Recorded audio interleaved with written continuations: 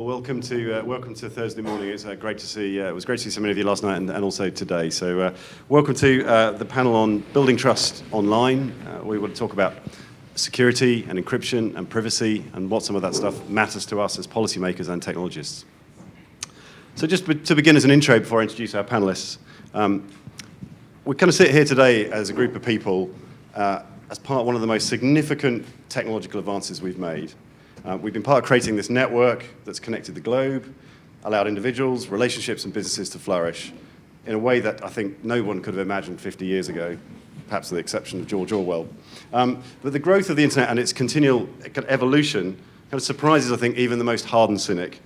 Our children growing up in a world where they're always connected wherever they are. They can find out any information whenever they want, consume any global media, all from the comfort of the sofa, all without lifting a finger, all for absolutely no cost. Meanwhile, for the rest of us, we can sit and we can click and we can order products and have it delivered to our door, increasingly by automated means. We live in an incredibly changing world. But that evolution has come with a huge bunch of challenges. As in the physical world, we see online those who seek to exploit that. They exploit it for criminal means, for propaganda and abuse. The anonymity and the ease of access and the low cost makes it very straightforward for those who wish to use the internet for foul means rather than fair to take advantage of that. Whether it's propagation of extremist views, the ability to access confidential information, or plain old cybercrime, individuals, businesses and governments find themselves rapidly trying to tackle this threat, for which they're often very ill-equipped. Against this backdrop, law enforcement has to take action and evolve to tackle the threat. And they're busy using technology to fight technology. And this has become an arms race that's concentrated around access to data, access to monitor it, and the ability to monitor traffic, information, and patterns. Now, whilst no right-minded person in this room would wish for online crime to perpetuate, recent events such as the leaking of information by Edward Snowden show the lengths to which some governments and some administrations are prepared to go to try and protect their citizens. And that has left a lot of people very uncomfortable. Many people have sought protection through encryption of their communications. Companies such as Apple and WhatsApp have made significant publicity from their ability to encrypt their end-to-end communications. Other businesses have taken more drastic measures and taken their data centers and their network routing and taken them out of administrations where their data is likely to be looked at. So we need to get that balance right as policymakers and technologists. Everyone wants an internet that's open and free and that benefits all. We know just as in the physical world, the cyber world needs policing. We need to bring criminals to justice. We need to balance the rights of everybody, both law enforcement and individuals, to privacy and security, to make sure that we can continue to trust the internet and allow it to evolve. So this is no challenge for the faint-hearted, and certainly in this room there is no faint-hearted here. So I'm delighted to welcome the panel that we have here today, whose job it is to try and unpick some of those difficult topics. I couldn't ask for a better qualified or better bunch of people to have this discussion with. So on my left, we have Daley, who's the Chief Executive of New Zealand Registry Services. Again, next to me I have Bagley, who is a Director at the Secure Domain Foundation. And over to my far left, we have Danny McPherson, who's Senior Vice President and Chief Security Officer at Verisign. So we have a fantastic panel of people to break down this topic. So with that introduction, I'll hand over to Jay. And Jay, I wonder if you would like to say a few words. Thank you, Simon. Thank you for the introduction. My name's Jay Daley. I'm the Chief Exec of the .NZ Registry. And a major priority for me, and I think a major priority for many of us, is a secure namespace. We're quite clearly in a period of market maturity and market consolidation. The heavy period of growth has gone in most cases. I mean, some countries are still experiencing it, some places. But traditionally, in any new business, you get to a stage where people decide that you really need to raise the maturity of that industry. And we're very clearly going through that phase now within the DNS and top-level domain industry. And big part of that is tidying things up and cleaning things up. You know, we want to advertise our namespaces as secure, clean places for people to have domain names, to operate, to shop, those sorts of things. So For me, I'm going to just pick out two themes. The first is about the obligations a registry has within that, about becoming a secure registry, and then what that might mean for the interaction with registrars and how you might go there. As a registry, we have regular security testing undertaken of us, and there is no alternative, in my view, to paying people to try to break into your systems. I love policies, I love documentation, I love risk analysis, I'll do those all day long, but if I don't pay somebody to physically try to break into my systems, whether that is across the internet, whether that is coming to the office or any other means, then I'm never going to know if I'm safe. And I would encourage anybody who doesn't do that to have that done. It is one of the it's a very emotional moment when you get the report, and the report shows you that they have successfully broken in and stolen absolutely everything they could steal out of your company. And after a few years of doing that, when they manage to get less and less and less each time because you've blocked them and got better and better at it, you start to feel comfortable about it. And maybe after 5 or so years, you might decide to start publishing the reports about things. So now, while you can pay people to do that yourself, a big part of this is about your interrelationship with the community. We publish a vulnerability disclosure policy, sometimes known as a coordinated disclosure policy or something else. It's basically a statement to anybody in the outside world that says that if you find a vulnerability in any of our IT systems or any of our systems, you can tell us about it safely. We are not going to send, helicopters full of lawyers after you if you tell us. There are some very simple rules in there, like don't damage our systems when you find it. Be good enough to tell us. But if you follow those simple rules, then we will work with you to fix those. And now, this sounds a bit odd, but people who find those vulnerabilities actually normally want them fixed. They normally come to you because they want to say to you, look, hey, you've got a problem here. Please fix it. It'd be nice to see you to get better. And so this policy is a very strong type of statement and commitment that we make externally that says that we'll do that. We even pay bug bounties to people who find problems. And our bug bounties range from a very high $20 up to a really, really high $200. So it's not an expensive thing to do to pay people for bug bounties. It's great. There are other policies you can look at there as well. A big one that's being developed now through many companies in New Zealand is a transparency policy. That's where you publish details of what governmental requests you have had for data, whether that's from the police, whether that's from other form of law enforcement agencies, not the actual details of them, but the numbers in categories, and you let people understand how their private data is being shared through the judicial process as a result. And it gives people a better understanding of what takes place. You can also develop that policy to include things such as how you secure the data, how you encrypt it and things.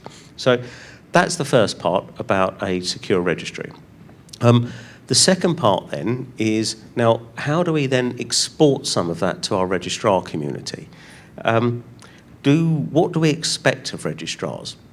Do we need to set them policies that says to a registrar, you must have this form of external security testing done every year, or you must publish this type of policy, or you must do this? And it's a difficult balance there, because on the one hand, this is a competitive advantage to some registrars if they're advertising they're a particularly secure and safe registrar, and at the same time we want to raise the level of the entire registrar market by putting those standards in place. There are some TLDs that the registry pays for a security test of all of their registrars. So .au do that, for example. It's just another way of doing things.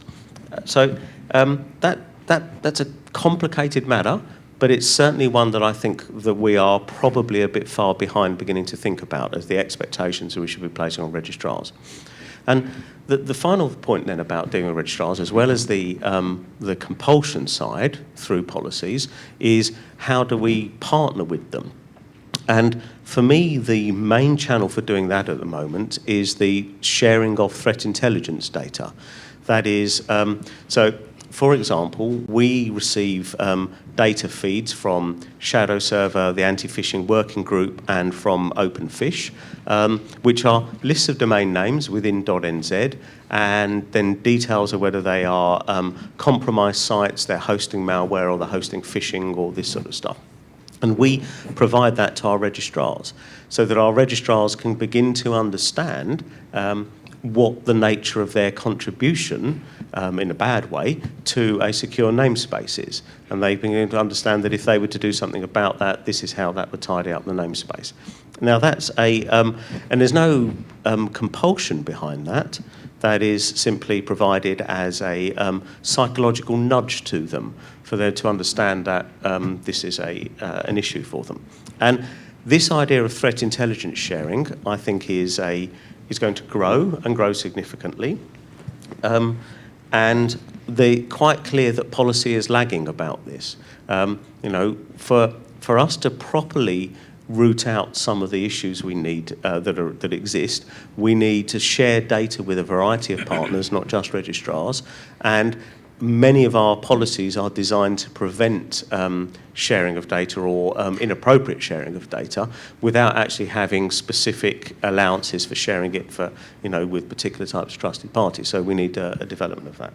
So those are my three things there. The big priority here is a safe and secure namespace. Registries have a role to play themselves in doing that. And then we have some real questions about how we should be working with our registrars to make registrars do that as well. Great. Thanks, Jay. Drew, would you like to make? I think the last part of that Jay discussed is a perfect lead-in for what I'm going to discuss. So I help run the Secure Domain Foundation, which is a nonprofit that's dedicated to empowering internet infrastructure providers such as registries, registrars, and hosting companies to combat cybercrime through the form of DNS abuse. And so what we do is we get registrars, registries, and hosting companies to share the threat intelligence that Jay just described with us. So we get the lists of domain names that are known to have been used for phishing, for malware hosting, command and control botnets, or the high volume spam that's usually linked to cybercrime. And then we have years and years worth of historical WHOIS data, and we have an API that correlates all of that. And we're actually able to profile the bad guys, because even if they're using bogus information, they're still using the same bogus information over and over again in order to scale. And so over the past decade and a half, cyber criminals have successfully scaled their operations. Whereas because of some of the constraints that Jay mentioned, it's much more difficult for those who are trying to stop cybercrime to scale back. And so, some of the issues that we run into is we'll run into providers who aren't comfortable with sharing data, even though the only data we need is the data of the sites that the domain name's already taken down. And so usually we're able to talk through those issues, but you get a lot of people, I think, throwing up the privacy flag in a way that perhaps it's not intended for, because it's not necessarily privacy you're protecting if it was fake information used and it was a person who violated your terms, and then on the flip side, a provider is going to protect every single little tidbit about them to the degree. On the flip side, what's very complicated is you have cyber criminals who use real people's identities, and those identities shouldn't be out there and need to be protected. And so this whole privacy discussion, as it relates to security, really becomes very gray and murky in this DNS space, where I think all of us are still trying to figure out the best ways to share as much data as possible without even taking a chance that that anyone's violating the privacy rights of a real actual individual. And so along those lines, what makes things even more difficult with the ways in which cyber criminals will abuse the DNS is that a cyber criminal will register a domain name, use a privacy and proxy service that they'll hide the registration behind, and maybe they'll register that domain name with a reseller, and maybe it's a reseller that accepts Bitcoin as payment instead of credit card. And so you have layers and layers of anonymity. And so if everything works and the domain name was taken down right away and no one was harmed, maybe that would be one thing. But instead what you see is you see, because of these layers of complexity and secrecy, you see these things living much longer than they should and harming people, and that there's more victims because of how difficult it is to either get the out of ICANN's reach or out of a CCTLD's reach privacy and proxy provider to help out, or even a reseller to stop selling domain names to knowingly suspicious people with knowingly suspicious indicators as far as the email address they're using or their IP address. But in addition to that, you're just getting a situation in which you have, whether intended or not, layers that are adding time for the cyber criminal and protecting the cyber criminal. And these are the prime areas where, when you're talking about cyber criminal scaling, the traditional methods of waiting for law enforcement to get involved when law enforcement is completely overwhelmed just really don't work in such a rapid world where money is lost instantaneously and the victims add up. And so exactly what Jay described, I think that's the model going forward, is internet infrastructure providers really taking action to share data when they can, to have good policies in place so that they're protecting their customers, but not bending over backwards to protect someone who is victimizing other people who may in fact even be their customers. And I think entities such as Shadow Server, such as the Secure Domain Foundation, APWG, I think going forward, the world of trusted nonprofits is going to be one of the best conduits through which you're going to see competitors sharing information that helps everyone and benefits the entire ecosystem. And so those are my opening thoughts. Thanks, Drew. Danny. So, yeah, no, I think I pretty much agree with everything that's been said thus far. I believe that some of what Jay hit on is sort of where I was going to start and then pivot a bit, is that I think that, the DNS sort of, most user and machine desired transactions on the internet today begin with a DNS transaction, right? And so if you're an adversary and you want to sort of manipulate a target or intercept something or perform some nefarious action, then the DNS is a great place to start. It's also what makes the internet global, and it's also a inherently multi-tenant. And so interestingly enough, anytime that that you attack some component of that, either for eavesdropping or for visibility or intercept or whatever, there's a lot of opportunity for either causing denial of service or causing some kind of collateral damage to other tenants on that infrastructure. And so, one of the things certainly is the availability of the infrastructure is a big component, and then the integrity of the responses that you get out of that system. So certainly DNSSEC, for example, brings integrity and authentication capabilities to the DNS, but it also brings a lot of complexity to the DNS. And ironically enough, somewhere, but perhaps even an order of magnitude more complexity to the system. My day job is a CSO, Verisign, and there's not a lot that I do that makes life easier for anyone.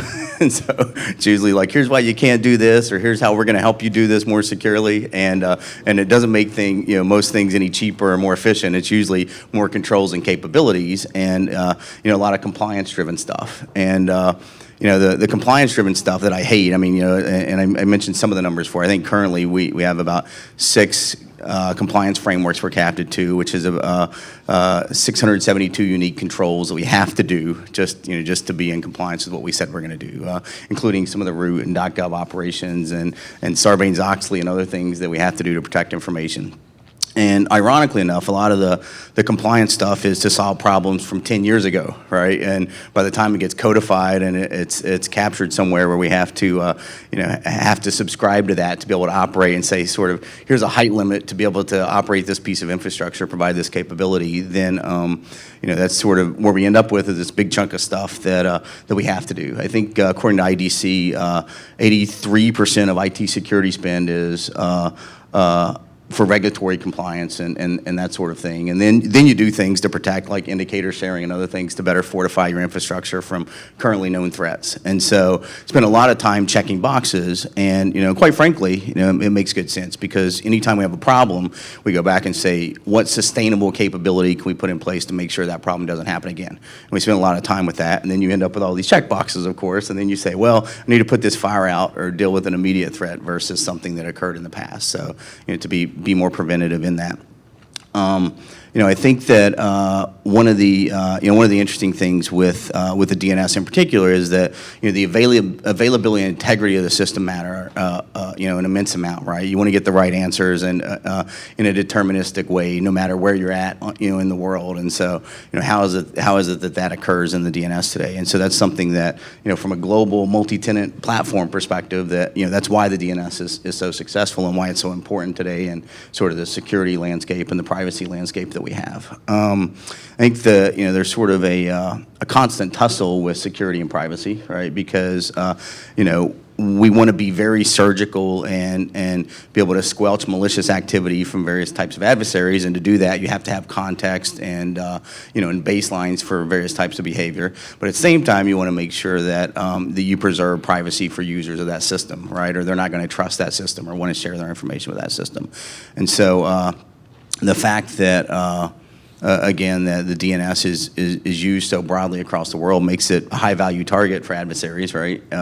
And so things we can do to build people's trust in that infrastructure, the availability, the integrity of it's really important, and certainly to preserve the privacy of what occurs on that infrastructure is really important. One of the things, I guess, to key off what both Jay and Drew hit on is, one of my hot buttons recently is indicator sharing, right? Information sharing and legislation and all the things that are happening around that. Ironically enough, a lot of people want to share information, but there's not sort of a broad notion of provenance associated with that information. And if you don't have that, then what you end up with is things that look like, a TSA no-fly list from 20 years ago, where it's like, how do you get your indicator back out of that system when that system's been cleaned, right? A broad array of the assets out there that are used for malicious activity, in particular some of the nouns that ICANN cares about, like IP addresses and domain names, are oftentimes resources or assets from compromised users or victims themselves. And so the problem is that when it finds its way onto this indicator list, or it's shared, right, or somebody wants to enrich it and pass it on, there's no feedback loop when the system's clean. And so, basically with a lot of scorched earth, right? I mean, my high-end firewalls of Verisign, provide 250,000, maybe a million entries for being able to block various stuff, like IP addresses or network prefixes or domain names or whatever. And yet most of my vendors have somewhere between 50 and 100 million unique pieces of malcode, or my spam list may have a couple of or tens of millions of domain names in them, right? Or phishing lists, that kind of thing. And so the problem is pulling stuff back out of that system in an efficient manner once they've been sanitized is really important. And I think that from both a privacy and a global availability perspective of that, we want that hygiene in the namespace or in the number space to occur, and for those feedback loops to exist. I think that everybody's all about sharing information now, not necessarily maintaining or providing feedback loops in that. And I think that that's where some of the challenges will arise as we get more effective or efficient at doing that. So I don't know, a few things to key off what they said, but kick it back to you, Simon, for whatever you want to go now. Thank you, that's great. There's a huge array of topics to tackle there, and what I'd like to do is try and unpick some of those. And actually, I want to unpick some of the difficult stuff in some of those topics. I'm happy to ask some questions, but I would love some questions from the floor as well. So please do feel free to chip into the debate. I mean, Paul's got a microphone if you want to. Questions I want to kick off with, firstly, just to get things going on a slightly controversial topic, because I think that's where we need to head. I want to go back to something Jay mentioned, which is when I first joined the industry 7 years ago, I was amazed by how much information sharing there was. I came from a very commercial world where everything was kept secret. I came into a registry world where everybody shared everything. Those days have changed dramatically, and even those of us on this panel find ourselves being both friends and competitors, and we're competing for the same business. So we have a desire to share data, but at the same stage don't want to appear vulnerable to people that we might be actually pitching for business for. Particularly as we change in the world of GTLD space, even Verisign now taking part in that race too, apparently. And so consequently, how do we balance that need for data sharing and information sharing, but also remaining commercially competitive businesses? Well, I think this, I'll go back to the part of the point I made at the beginning of this. We're at a transition point in our market globally. We need to seize control of our market a little bit more. For many years, we have not had to do much, and domain names have sold themselves. Let's be honest about it. I don't think there have been some great marketing geniuses in the domain name world for anywhere. It just happened. And we've got to a stage in the last year or two where we now need to put some effort into it. It's not going to sell it entirely by itself. And so I think we all recognise that we need to work together to lift this industry. We need to take control of it in some ways. And one of the elements of taking control is to secure it and clean it and tighten it up. So that means things such as eliminating bad quality registrars. It means things such as eliminating as much phishing and malware distribution through domain names as possible. And so long as we bear that in mind, then I think we all know that if we do achieve that goal, it's going to help us as an industry, help us all financially, and I think that's a good enough motivation for us to share and work together. So, and I think the sharing of threat intelligence through domains is one thing. How about that kind of disclosure of security issues that you talked about? You know, that kind of open and honest. Actually, we were hacked, and this is how we were hacked, so that other businesses can learn from that and tighten up their security. How do we balance that need? So yeah, I can pile on. Actually, one of the things that we do, one of the components we have in one of our businesses is something known as iDefense, and we use that internally. I'm a customer of that product or service, and one of the things that we do with that is we track all registry, registrar, compromises, breaches, the campaigns by adversaries from Mad Lead to Lizard Squad to whoever it is that has various campaigns against these sort of components of the infrastructure, and what are the vulnerabilities that are exploited in what manner, what were the motivations for the adversary to attack those targets, right?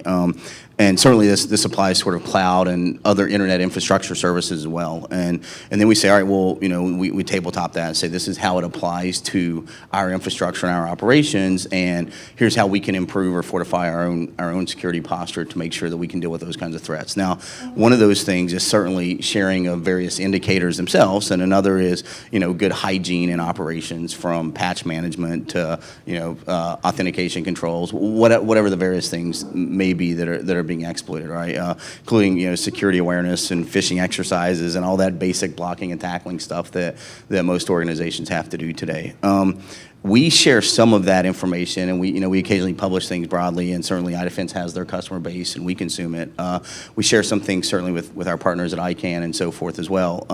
I do think, and to your new GTLD point, right? We have a 170 or so back-end registry strings that are that we operate, so that's a big chunk of the new GTLD space, and one of the things for me across the board for both enterprises and from national security emergency preparedness for the U.S. government to critical infrastructure sectors across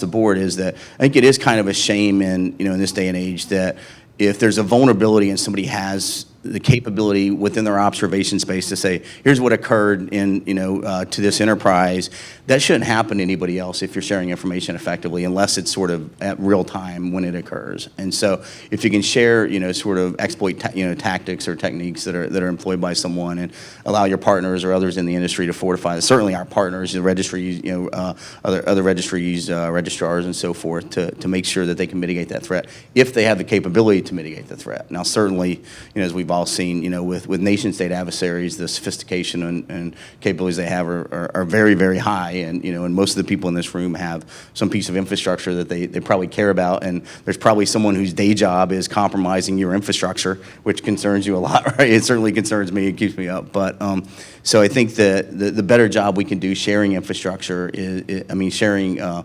indicators and threat intelligence is important. I also think that as part of those programs, as sort of ICANN in particular with relation to the DNS, continues to mature, providing some high-level abstractions, if not real-time threat intelligence, at least sort of here are the general themes and primary vulnerabilities, and they're going to be just like the ones that occur with big enterprise in the U.S., like phishing and exploits in patch management or whatever the issues are. But those sort of best practices to registry operators and registrars are really important. I know that SAC does a lot of those kinds of things in their advisories as well, but there's sort of no force for people to consume those things, or that says you must consume and apply these in that manner. I mean, the penetration testing stuff that Jay talked about is a great example, right? Where that's the kind of thing. It's like, hey, that's kind of what good looks like and what you ought to do. But there's a broad spectrum of resources and capabilities to various people in the ecosystem that allow them to do a really good job at that, or to not do that at all. So I don't know. I think I'll pass. So building off of the experience of the actual infrastructure providers, at the Secure Domain Foundation, we've actually really seen a true business case for being proactive about anti-abuse and for sharing information, because especially not only at the registry level and keeping your zone clean, but going down to the registrar level, it really costs so much money to deal with this stuff after the fact because of the human resources involved when you're fielding abuse complaints and fielding a support desk, following up with some complaints that might not be valid, and trying to parse those out from the ones that are valid, and then responding to perhaps even law enforcement requests if something gets that serious. And so I think when you look at that and you look at those costs, I think that alone is really an incentive to really cooperate, even as Simon said, with competitors and among competitors. And so obviously, you have to understand that business case and how that affects your bottom line to buy into that. But that's what we've seen. And so we did a survey last year of several registrars, and we found that the time and the cost spent on this stuff definitely costs much more than it would have had they just been doing simple steps from the get-go, as far as sharing these malicious indicator lists and actually even querying would-be registrants. So when somebody goes to register a domain name, check real quick to see if that exact email address, the IP address they're coming from, the registrant data they're using has been associated with a known phishing site or a known malware hosting site or whatnot. But as has been mentioned, you don't want to end up with a situation like 20-year-old no-fly list or something terrible like that. So whatever indicators that are shared, there should be a feedback loop, and they should at least decay over time, right? Something that was bad 2 years ago is likely not going to be bad today. But as long as you are using that information to even flag things and follow up on things and use intelligence in a way that you're going to manually follow up on, I think there's a lot of business savings at the end for that. And so, I think that even if competitors aren't able to share directly with each other, I think it's through trusted third parties that you're going to start seeing a lot more of this information sharing. Gotcha, yeah, thank you. James, sorry, I know you had a question and it's taking a while to get to you. Thanks. Yeah, thanks, Simon. It started off with, I think, Jay, and then was echoed a little bit by Danny and yourself. So with 2 country codes and Verisign on the table, I have to ask, you're talking a lot about sharing information, indicators, and threats with your registrars. But as we know, the bar to becoming a registrar is low and getting lower as we try to encourage competition and development in other regions, and particularly if the registrar is collaborating with, or might even be a bad actor themselves, or aligned with some sort of a state actor. My question is, how are you vetting registrars in particular to be recipients of your indicator and threat sharing, and do you share with all of them on an equal basis, or do you have to develop some kind of a track record with them before you let them in on the other side of the curtain? I think that's much easier for me to answer than anybody else, because we certainly don't have a low bar for entry to become a registrar. The security and stability of the .nz namespace is an important part of the determination of who can become a registrar. And so it's easy for me. I don't have to differentiate in that sharing. I do agree with you, though, that you have to have some form of reputational feedback loop in this. If I am sharing threat intelligence with registrars, and over a period of time I see natural differentiation with some registrars acting on that and other registrars not acting on that, then that will drive different behaviour with those who act differently from me, certainly. I'll trust them more, or I'll potentially provide other data. Now, provided that we set a clear path to that shows any registrar, if you follow this path, you can reach another tier of data access effectively, then I think that's an honest, way of doing it. It can be done like that. So I'm not necessarily convinced by the inevitability of the way you introduced your question that the bar is lowering and will continue to lower. Personally, I think we ought to be looking at the bar raising over time, as we expect the professionalism of registrars to go upwards, because the whole industry needs to get more professional. Yeah. So the only thing I would probably add, I think I agree with a lot of that. It's a little different from our perspective in that most of the accreditation function comes through, ICANN from that perspective as opposed to the CC side. To his point, I think, but most of the active threat intelligence we share, if we share something, is in a very targeted manner to a specific registrar. If we have that information, either associated with their activity in our registration systems or other things within our observation space. And then participation in lots of trust groups that, I know that some of you folks participate in as well. And then, one of the things that's interesting too, I think we're seeing an evolution of, where the critical infrastructure sectors for, at least for the U.S. government, like the ISACs, as they're known, information sharing and analysis centers, and then the evolution of that to sort of less rigid definitions like ISALs, like information sharing analysis organizations. I think that, there are various aspects of those across sort of the ecosystem, and some exist today with critical infrastructure operations, some exist in in CCTLD or in some of the GTLD registry and other areas. And I think that some more formulation around sort of operational security with specific to DNS is good. But I also think that most of the vulnerabilities and other things are and even threat intel that are shared there are shared in other internet security operation spaces where most of the folks in this room, or at least if you operate infrastructure, have had the opportunity to exist. And I'm not sure we need something specific there, but I think that you want to be able to provide as much information to vetted parties as possible and then let them apply that in their operational environment. So I think from a Nominet perspective, we probably sit somewhere between the two. We have our own accreditation of registrars. We see, particularly this year, for us, there's going to be a big push about sharing threat intelligence. And actually, one of the things we see is I think Jay's point about feedback loops really important, which is as we share information, those that act on it get rewarded. We want to make it commercially good for registrars to act on threat intelligence, whether that's access to more data, access to more services, or potentially even preferential pricing as a result of good security behavior. And so I think we see it very much as a kind of carrot approach rather than a stick approach so it's a combination, if that makes sense, of that accreditation and getting over a certain bar, but also the behaviors once you're over that bar are really important to us. Drew, can I ask you to step back to your former life? And Drew used to work for the FBI prior to the SDF, and try and act as law enforcement for us on this panel. How would law enforcement view this debate? Do you feel, and what would be their input into the topic of information sharing? So speaking with my disclaimer that these are my own views, of course, and no one else's.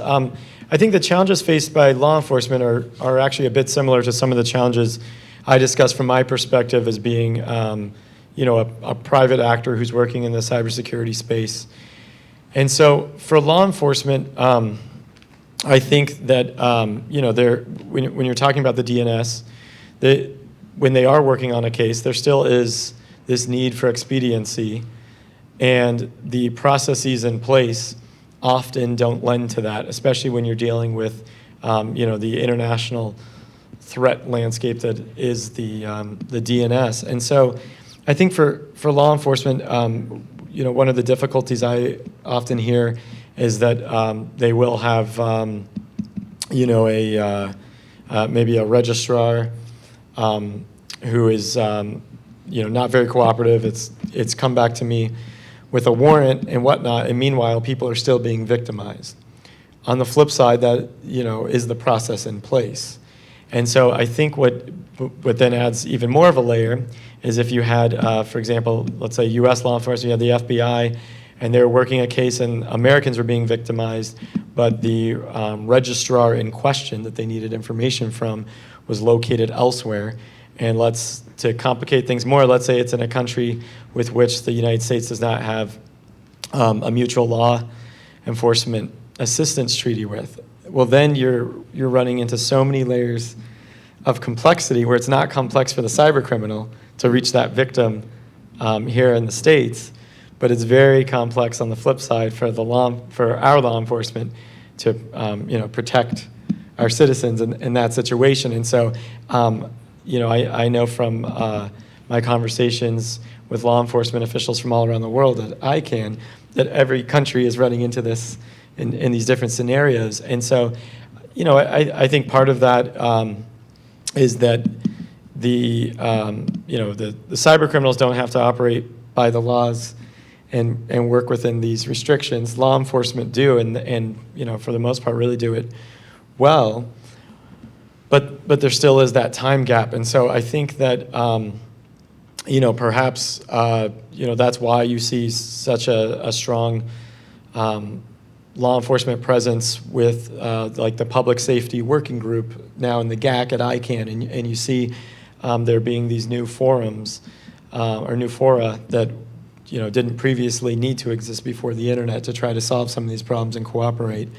But I don't know if the answer would be updated, modernized treaty regimes, quicker MLAT processes, or what, but those are some of the difficulties. I mean, picking up on that topic, and what both you and Danny particularly talked about, which is that kind of complexity and that kind of, we have a system which we need to keep running and make sure it's very stable. At the same stage, we're adding in security complexity in order to try and tackle some of these threats.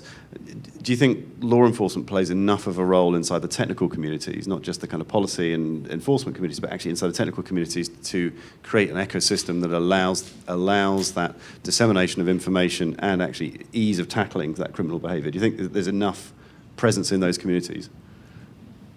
I can't speak to whether or not there's enough presence overall. There may be or may not be, but I think one frustration with the private sector is that the information flow is not two ways, right? So generally law enforcement wants this threat actor data for good reason to stop cyber criminals, but then the organizations, the private sector organizations, the nonprofit organizations that in some ways are actually perhaps even more on the front lines with the cybercrime fight, aren't able to get data back from law enforcement around the world and from different organizations when law enforcement is discovering a threat or whatnot. And so, part of that, I know from as far as reasons that at least are articulated, whether they're valid or not, part of the reason is, of course, that you get into weird complexities over liability, because what if they pass along information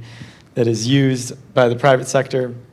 It turns out that it was a mistake, it was wrong, hurt someone's business and whatnot. I think the governments don't want to do that, get in that business and be responsible for that. I think, of course, depending on the country, but often in Western democracies, some form of freedom of information acts will come up where there's restrictions on what information can be shared and whatnot. And then I think also there's investigations that could be hampered if certain information is shared too soon. But I know that that's definitely a friction between the technical community trying to stop the bad guys and do the right thing, and then the law enforcement that also has a shared goal. Gotcha, yeah. Thank you. Just before I go on to you, Danny, I've just got a couple of questions queued up. So. Oh, sure, yeah. We can go on. I'll speak to that. Great. Okay, sure. Thank you. So, Jim Galvin from Affilius. It's interesting, the discussion we're just having is a nice segue into the question that I wanted to ask. So I know this is the DNS forum, and we're very focused on the DNS, technology, the infrastructure. But I wonder if we could broaden this a little bit. And I have two things that are sort of behind this one question that I want to ask, and I'll say what those are. I'm really interested in what is the role of or your relationship with policy and legislation. And I want to emphasize I'm talking about legislation here, not regulation. I want to explicitly exclude that from the discussion. And I have two things on my mind. One is in talking about law enforcement, there's a lot of focus here on the voluntary participation in order to make a better place, right? Make a safer and more trustworthy, online internet. But we're not talking a lot about capture. So we're not talking a lot about how do I get rid of the bad guys. Here we're just shutting them down. We're just talking about the things we're going to do to make it stop happening. But how do I keep it from happening the next time? So that's sort of one of the things that's behind my question about the role of policy and things like that. And the second thing is just this business of it being voluntary. It's nice, Jay was talking about the accreditation process that they have for registrars, and I like James over here talking about how it's a race to the bottom in registrars in the GTOD market in many ways. I hate to use that phrase, but it does apply in many contexts. How do we raise the bar more generally? That would be, in my mind, the role of policy and in legislation, because you're trying to stop it the next time. It's not just about this time around. So, thank you. Who wants to pick that one up?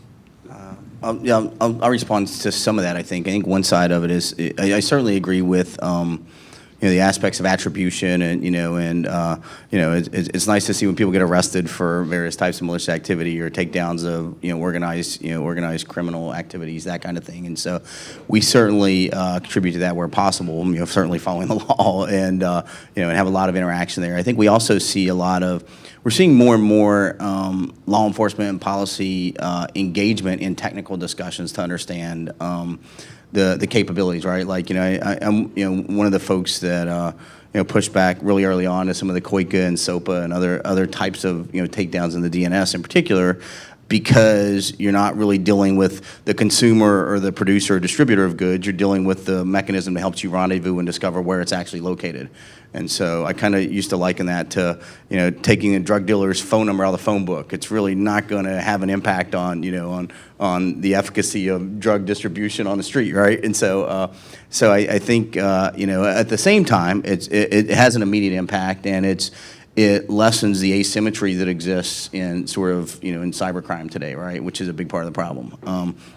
So I think that the asymmetric capabilities for adversaries, where they take one step and do what they want, and then I have all this backlog of process and laws and legalities and multi-lat team agreements and all these things that I have to deal with to be able to respond to that one action, right? And so it's certainly very asymmetric. On the information sharing side, that's another example, like with the recent CISA legislation, where to Drew's point, a lot of this is here's how we pave the road for you to share with the government, not the inverse, right? And so it's like, well, how about you help me out, right? And that's sort of my private sector argument from that perspective. I think that's one side. Another side of this, where I know that for example, Bobby Flame was going to be on the panel from the FBI, and he spent a lot of time on, and this is something even the SAC at ICANN has discussed with. What's a stable identifier on the internet today? Can I associate an IP address or a domain name with an individual in some manner? And more, even those are becoming multi-tenant. And so, how do I have the information that I need to be able to attribute something so that somebody can get a door kicked in or send a missile or whatever it is they want to do, but at the same time preserve people's privacy for the good folks on the internet? And I think that's sort of at the heart of this constant tussle between privacy and security on the internet today. And that's the more informed for us. Our general perspective of Verisign is the more informed policymakers and regulators and other folks are, then the better off we're going to be. And I think that there's certainly lots and lots of interest. And if anything, folks want to move too quickly in some areas, but certainly we, that's the reason we participate in a lot of these kinds of forums, is to make sure that folks are more informed, so that less badness comes of compliance or new controls or laws that we're captive to. So, I don't know. Can I respond to that, actually, and a question to the panel back, which is, something we experienced at Nominet was we would work quite closely with law enforcement with takedown activity, particularly around fake goods and everything else. we found ourselves trying to act as partly as a kind of clearinghouse for some of that information, and so actually, rather than just taking it on word, actually checking some of it. And actually what we found was sometimes we were being asked to take out legitimate sites, asked to take, and as soon as you start to do that, actually that erodes trust in that process very, very quickly, right? I wondered whether you have experience, any of you have got experience of that kind of working closely with law enforcement to deal with some of these issues, but managing that process to make sure it's safe as well as quick. That makes sense. So, yeah, go ahead, Jay, first, then I'll. Well, okay, I'll answer that, but at the same time answering Jim's question. I think it was only a few years ago that we talked about things being in terms of internet years, because there was a very different speed of evolution within our industry compared to the real world, it appeared.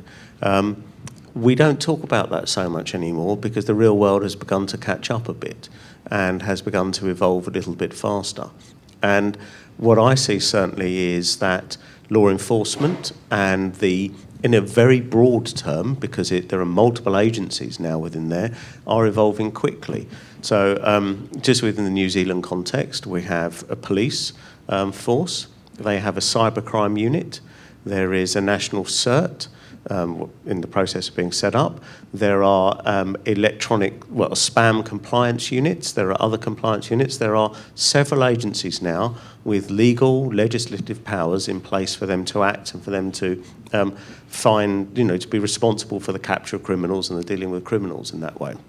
And this has happened just in 5 years' time or something. It's happened very, very quickly. And so for many years, I think we were a bit of an outlier in our industry because we could see these problems, we could act on it, we had the data, and the rest of the world was still talking about letters interrogatory, which is the way that a court in one country sends something to a court in another country and, has to go with apparently with a case of champagne or something, in order to get it read.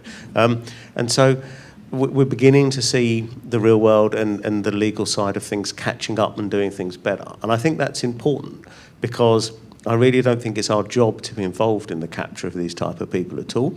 I think it really is our job to stop them at the borders, push them away, keep them out, but it's someone else's job to then deal with them, prevent them or to deal with them at that point. And finally, the rest of the world is catching up on that, and that's very useful for us. Yeah, I think the key here is that you have to do what you're best equipped to do. And so for internet infrastructure providers, they are equipped and should be proactive about anti-abuse. If I'm a bad guy at hotmail.com keeps registering a domain name, phishing domain names over and over again, maybe you at least make him change his email address to I'm a bad guy too at hotmail.com before he can register a domain name again. And so you look for, you build that detection of suspicious indicators into your process so that you're taking a hands-on approach from the start. And then, to the question about putting the bad guys away, I think a lot of, probably, it sounds like all of us up here would like that at the end of the day. But, to the extent that internet infrastructure providers can stop the crime from happening while still ensuring the internet is free and useful for everyone else, that should be the primary role. And then I think that question, as far as putting the bad guys away, that's a policy discussion for everyone keeping their own backyard clean. So here in the States, maybe that's, and we have increased resources in recent years, but that's something where we can only do the best we can with the treaties we have with other countries and what's within our borders. And I think with each country, there's that. And so this is something that needs to keep being raised, I think, at the international level with heads of state. And so I know we've seen that from the US perspective, where President Obama has been raising these issues. And I think cybercrime needs to be elevated to that level because any other crime over time that became some sort of international phenomena eventually was. And so that's where I think you need to start seeing perhaps at an international level countries putting pressure on each other to take care of their own space and clean it up. But that's not necessarily a role for the private sector.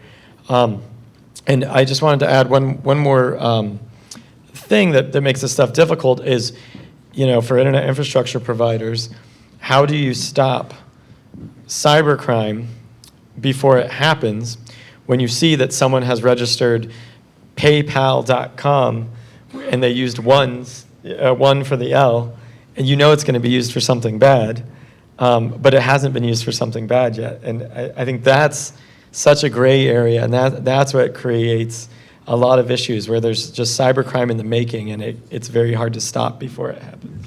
Could I just real quickly respond to that? Yeah, so I think certainly homographic attacks, so that sort of thing, either with or without IDNs, which makes it even far worse, but are an example of a place where some controls are in place. But I think that there's some policy work and other things to be done there as well. I do think that both technical deterrent controls, like the examples you gave with Hotmail, are a great example of things that people could do things smarter to sort of move that asymmetry bar up a little is one side. And I also wanted to agree with the deterrent controls where attribution exists, so I don't have to put sort of reactive controls in place and arrest someone, but instead it's like, look, there's some level of attribution on the infrastructure and you will be held accountable for your action, just like you are in meat space, right, or in cyberspace versus sort of the real world. And so I think the more that capability exists, but again, that's sort of at the heart of balancing sort of the security and attribution with people having anonymity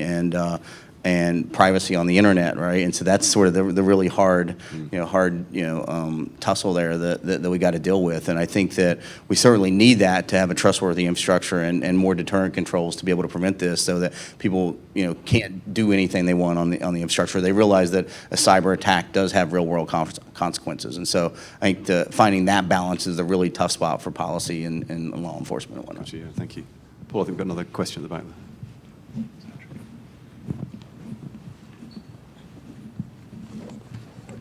So hello, Patrick Feldström. I work for NetNode, but I'm also chair of ESSAC. Really good discussion. Thank you very much. And you're saying really good things, but I still would like to add a few things. Of course, a lot of people in the room know me, so of course I need to add things. Anyways, the first thing I think to be able to move forward in this kind of discussion, I think it's important to separate the discussion about what to do during an event, how to prevent an accident, who is involved in actually dealing with something while it's happening, and how you build a feedback loop of, for example, that you had weaknesses in your system that led to the ability for the system to actually have the issues, so that the management of the feedback loop and stuff is something completely different than actual actions during an event. In the old days, we could send in the military, police, or whatever during an accident. In the internet world, we need to have things installed already when things happens, which means that taking over responsibilities during the event, for example, to law enforcement from an ISP is just not working. Whoever is doing things when the weather is nice also have to take care of things during an incident. So the first thing, I think, is to separate the two. The second thing is that what we really talk about is trust. Because what you are saying, all of you, I think, to phrase it differently, is that for someone to disclose vulnerabilities or whatever, you need to trust whoever you are giving the information to, that the information is not misused or because everything is built upon market economy and blah, blah, blah, all of those kind of things. Unfortunately, on the internet, it's still the case that trust very much is built as trust between individuals and not trust between organizations. And one of the things that I claim that we are trying to do is to bridge the trust between individuals to become trust between organizations, okay? But that's a difficult gap, and I really one day would like to see serious discussions on how to be able to build that. Because between organizations, you have contracts, you have all different kind of things, and who are you going to share the information with?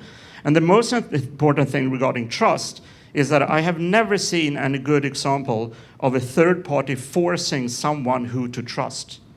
Forcing someone who to trust is extremely difficult, specifically to force an organization to trust another organization. Never mind. So the only way to get an organization, which we don't have trust between organizations, we're between individuals, blah, blah, remember that? So to get an organization to disclose vulnerabilities to some other organization that they might not trust, I don't see that happening by legislation. You cannot force anyone to do that. Instead, whoever is to receive the information, as I think it was you, Dan, or many of you agreed to it at least, there must be an incentive for someone to give the information away. And that means that whoever claims to be a cert cannot say, I am a cert, and because of that you should give the information to me. That will never happen. People will lie. They will not tell the whole truth. Instead, whoever wants to be a cert, or whatever you call it, they need to start by defining a product that they produce based on the information they get. And then, given that the market, and I explicitly use that term, believe that the product is important, then other parties will share information with the organization that they need to be able to produce the product. Okay. So, for example, we have a cert in Sweden for many, many years. No one gives the cert any information. Okay? So just having the organization doesn't really work. So why? Because the cert is part of the regulator. Who that is under regulation will have interest of actually giving information about vulnerabilities that might be used to tell them, I'm sorry, you now have to pay a fine.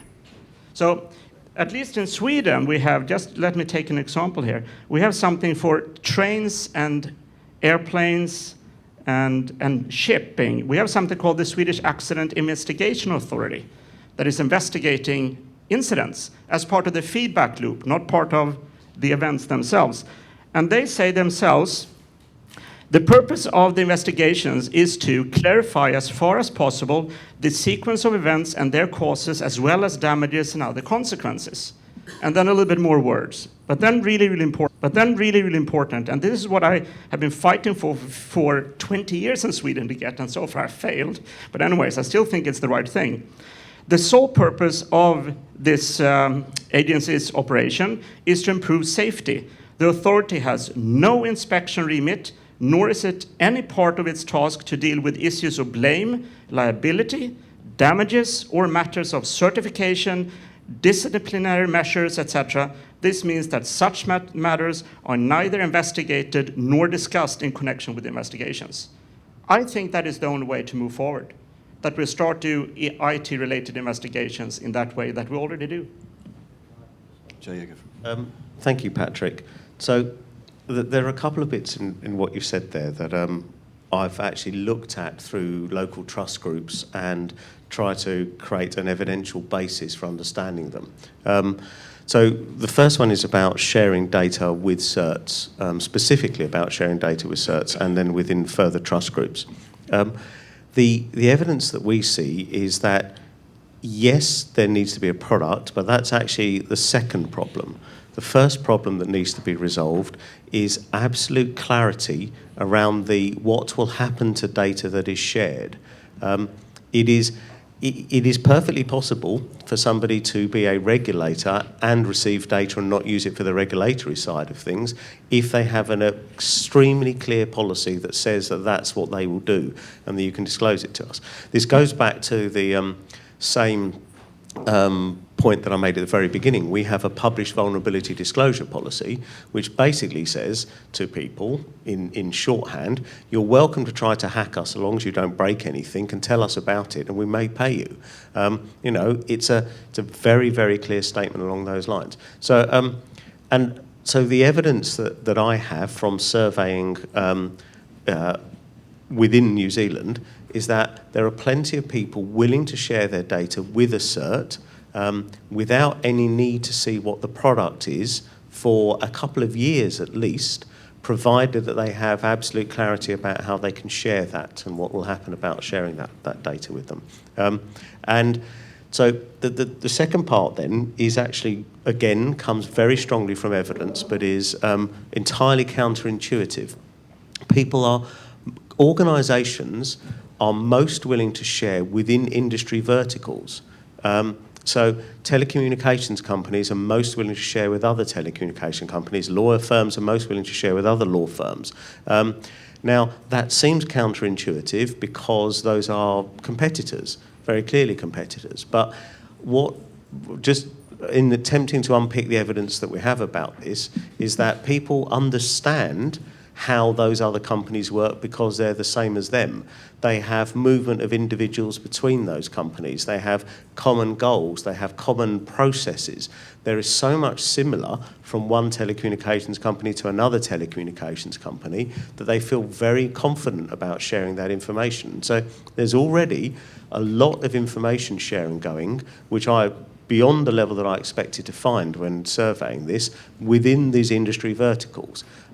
So the first trick is how do we formalise that a bit better by putting policies in place that makes that better, that drives that. And then the second trick, which I have no idea how to do, is how do we then bridge those industry verticals so that the information is shared across them.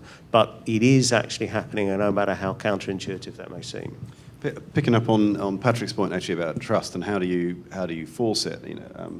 There's this small organisation known as the European Union, which we've accidentally dropped out of as Great Britain, who were very much, yeah, unfortunately, we were very much pushing towards mandatory disclosure. So actually making it part of legislation that you had to disclose security incidents, you had to share data. And I wonder what the rest of the panel's view is on finding yourself being forced by your own law enforcement to hand over information.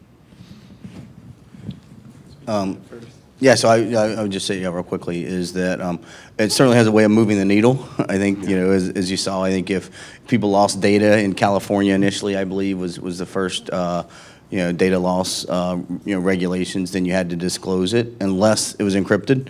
And so all these people, sprung up that provide disk encryption capabilities, and enterprises started doing that, right? And so I think it certainly has a way of moving the needle. I think that breach disclosure or various types of disclosure laws vary widely, even within the U.S., much less outside of that. And so I think to that specific point that it certainly has a way of moving the needle, and for legal folk at least.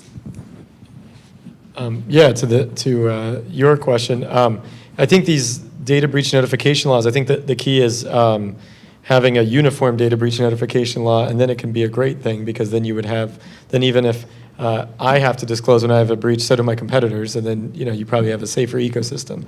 I think what's complicated is when you have the patchwork system like we've had in the States with 50 different states, and where, yeah, sure, California had a data breach notification law before everyone else, but then that didn't mean Ohio did and whatnot. And so I think that's where you get into very tricky situations where the incentives aren't all there maybe to do the right thing and inform the public. Similarly, I know in the States, part of this has been baked into the rules and regulations for our publicly traded companies. And so I think going forward with all of these new things coming up with the GDPR and the European Union, I think you could potentially have some positive outcomes if it truly harmonizes things. But as I'm sure you know, with some of these preliminary analyses about it, it looks like it might, even though there'll be all these robust things built in, it still looks like it could be implemented very differently amongst the member states. And so I think that's kind of a wait and see. And real quick, just to chime into Patrick's point about building up, how do you build sustainable trust amongst organizations?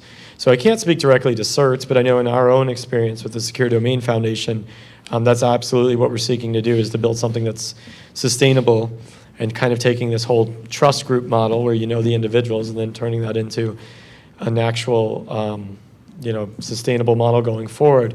And so for us, we are a nonprofit. We're not attached to the government at all. We're actually Canadian-based, and we are, member-driven. And so I think for us, what our path has been is we're getting members that are sharing only the minimum amount necessary to do something great, and so that alone is kind of building the trust, because you're lining up the interests, and we're building something where the more people who share, the more it benefits everyone with these malicious indicators and whatnot. And so, and then from there, that's how these relationships are built, and you kind of get the trust spread. And so I think even going forward, if the people at the different organizations change because there is an actual benefit that everyone's getting, I think that's a sustainable model. And so I think the key there is perhaps to do information sharing in whatever realm in a very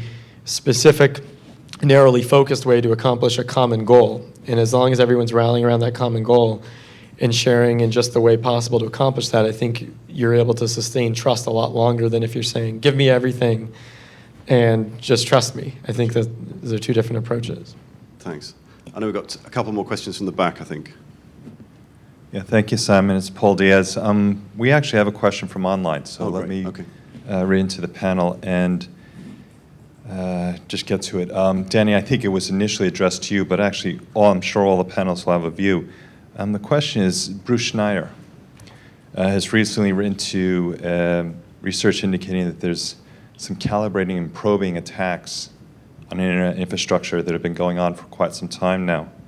And it's suspected it's state actor-led probing efforts. Question is this a new trend? Is this an expansion on some long-term policies or trends? And then importantly, for us, how should the internet infrastructure providers react to this? So, yeah. Go, Danny. So I certainly, I saw what he wrote, and I think it's a fine observation. I think those things have occurred for a long time. I mean, I know a number of folks in the room of network operations experience. I've worked for ISPs and infrastructure operators for 20 plus years, and we've always seen people testing your capabilities, and to think that state actors weren't doing that would surprise me. So that's all I'll say. I think from speaking from Nominet experience, one of the things that we know and we found very important in tackling some of this is digging right deep into your DNS data. I think there were days where you could watch DNS data kind of sail by, and as long as your servers were green, life was good. But I think actually we have to take responsibility and dig much deeper into understanding the intelligence. And actually the footprints left inside the DNS are very important for helping tackle some of that. And we've seen, certainly inside .uk, we've seen probing, particularly not so much state-sponsored, but we've certainly seen it where people probing against companies they're about to attack. We can see the kind of patterns of abuse, and we can see them trying things out, and we can use that potentially to work together as a community to try and block some of this stuff. And I think that's really important.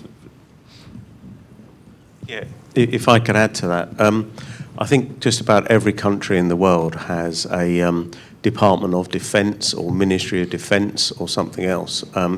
The word defense gives away their job there. These people are increasingly stepping up their cyber capabilities. They have the specific people that we pay as citizens to defend our country against external attacks and from state-sponsored actors. I think it is quite natural for us to be talking to those people. They are the source of expertise about state-sponsored attacks.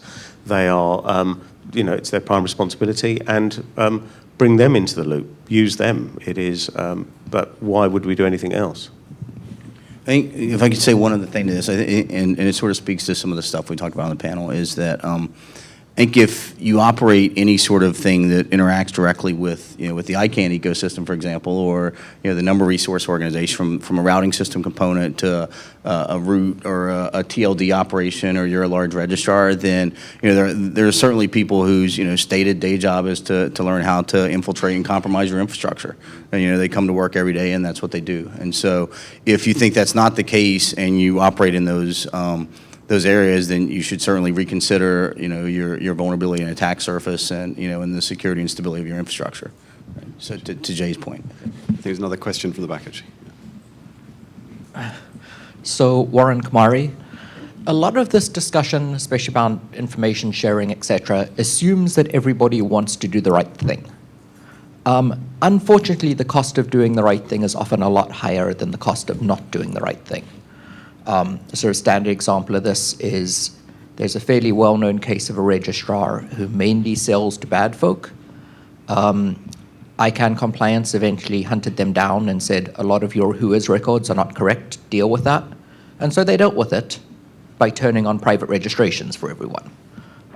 Obviously, that was a lot cheaper than actually fixing the problem, and it also saved their customer base. How can we fix the incentives so that there is actually a better, you can make more money by doing the right thing than not? Right, Warren, I think that's actually a meta answer is needed for that. The problem there is ICANN, clearly ICANN, okay? And our response to that has to be to take control of our own industry and take that control away from ICANN.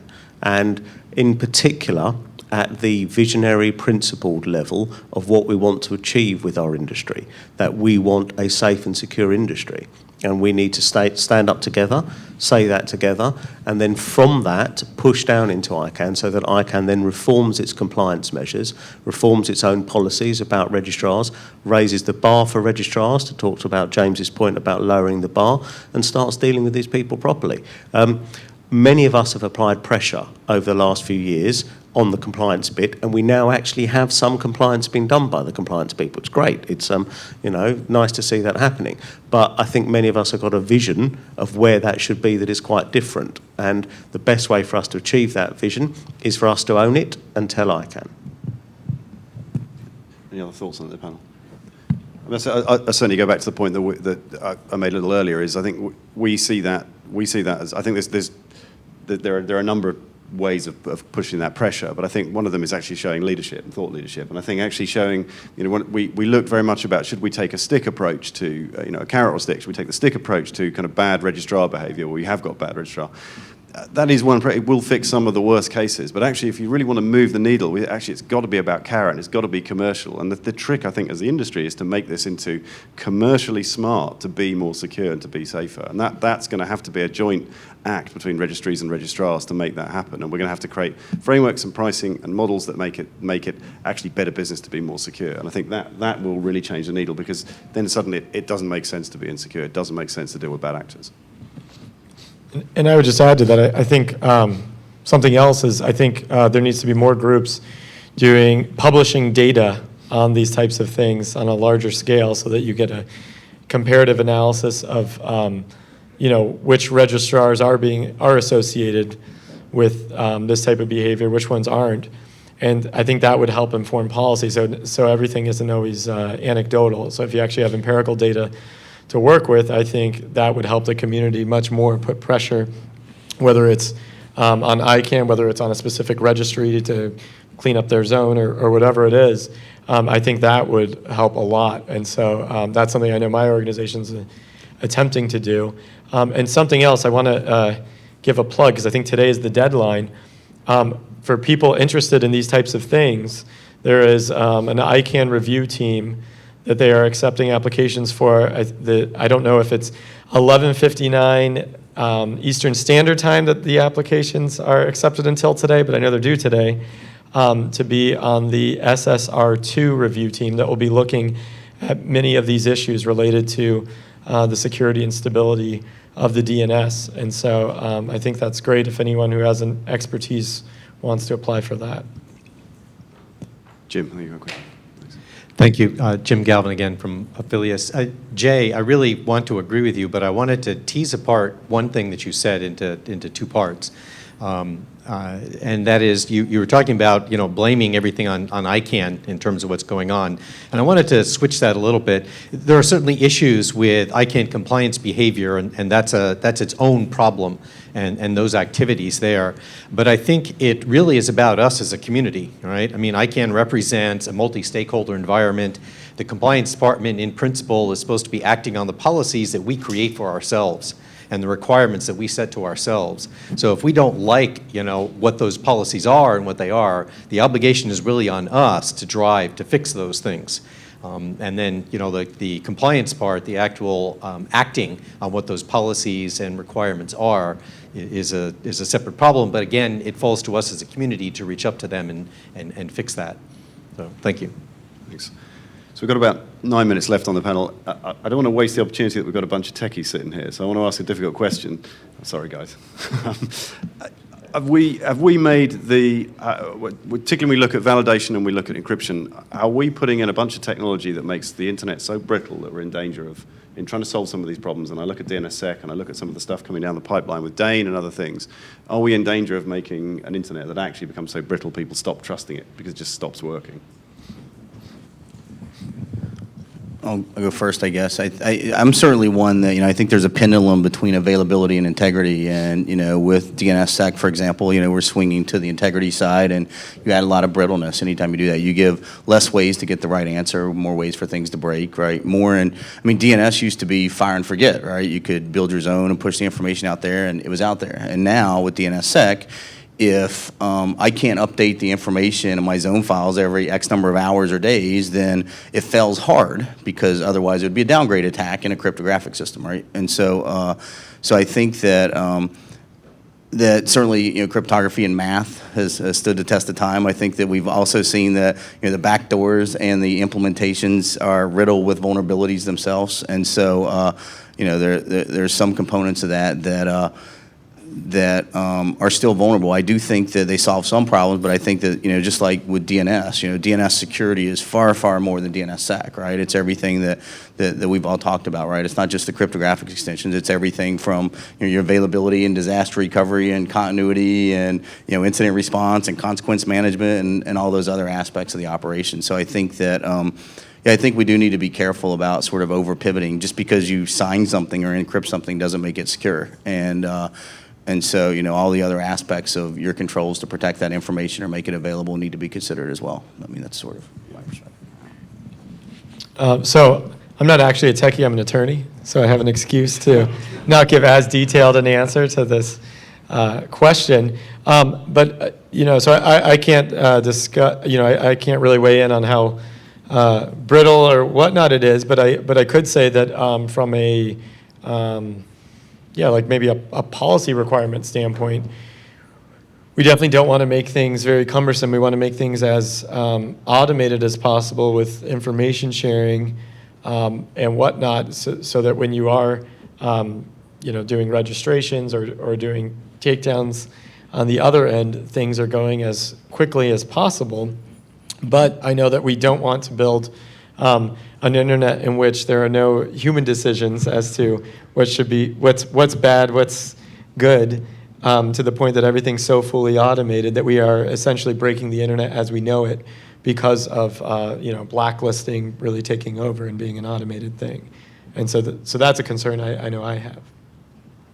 I think that's a great question, Simon. I think we're lucky in that we didn't introduce too much or any really encryption early on in the development of the internet.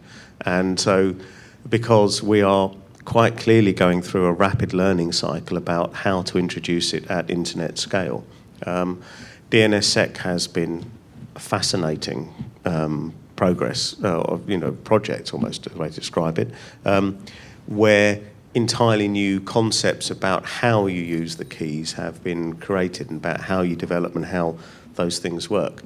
And I think that similar things now need to happen or are happening in other areas. We're seeing a change of the certificate authority model through DANE. We're going to see introduction of security in different ways in new models, and I think we'll have that evolve quite quickly. And I think if we didn't have that speed of evolution, yes, it would be very brittle. I'm sure that some people will introduce things in a way that are brittle, and that some of the existing uses of cryptography, if they are scaled out too big, will become brittle.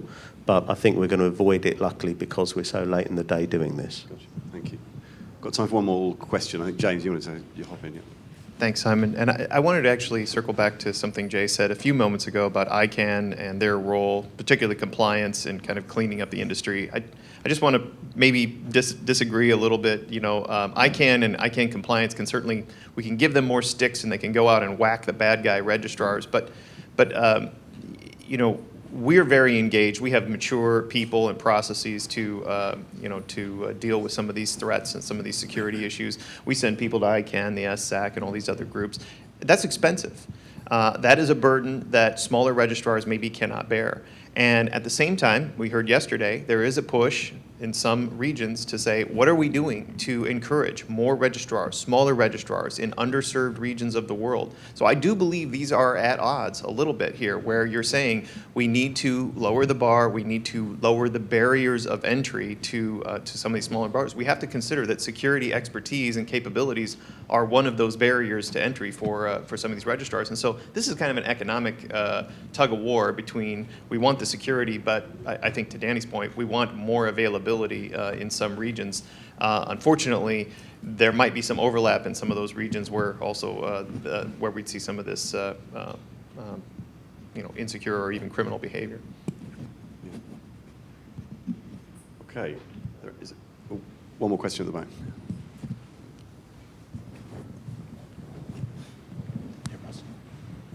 Good morning, Russell Howarth from Nominet. We've talked very much about DNS in the context of registrars.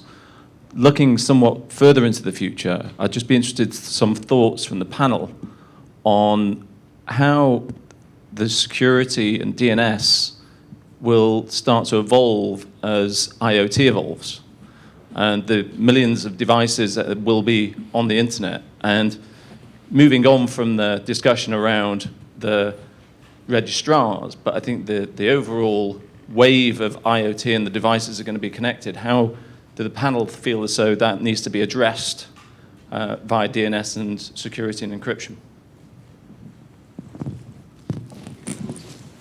Yeah, that's something that definitely keeps me up at night thinking about that, the onslaught of IoT devices that will be in all of our homes.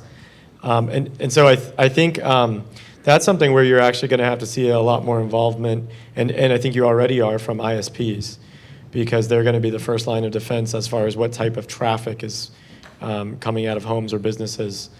And so I think probably going forward, that's where, and I'm thinking mostly in the botnet scenario, right, where you have all this processing power in your home, and it's all being used for something like that. So I think that's where you're going to have some very weird customer service calls where cable operator calls a customer to say, I think your refrigerator is doing something bad. It'll be like the old "is your refrigerator running" terrible joke. And so I think you're really gonna see a lot more involvement there, even if that is calling out to the namespace. But granted, I think a lot of it would work similar to today, where you can sinkhole a domain name and see what's going on when you're talking about a botnet. And so I think there's still going to be a huge role to play for internet infrastructure providers. The difference is it's not going to be, let me go navigate in my web browser to check out this domain. Instead, you're just going to have to be a little more sophisticated in the ways in which you're checking out reports of abuse. I just say briefly, I think that, it's sort of, just like the internet substrate, the DNS is, enabling things we never envisioned initially, and it's going to, volume and opportunity, and certainly introduces new attack surfaces as well. And so I think it's sort of a victim of its own success, and the capabilities that the DNS provides for global reachability across sort of this multitude of networks is a good thing for anyone in internet infrastructure space, I believe. But I certainly believe that, with that new information leakage, disclosure attacks, and certainly other types of attack surfaces are going to exist that didn't exist before. And, secure, stable operations and the availability of the infrastructure are going to matter even more. And so I think and certainly privacy as well. And so I think it's going to be ever more important in that new, in that new context. So. Thanks, Danny. Yeah, but I'm aware we just want to close on time, so I'm going to leave the last word to Jay on that. Okay. All right. One brief thing if you want to close.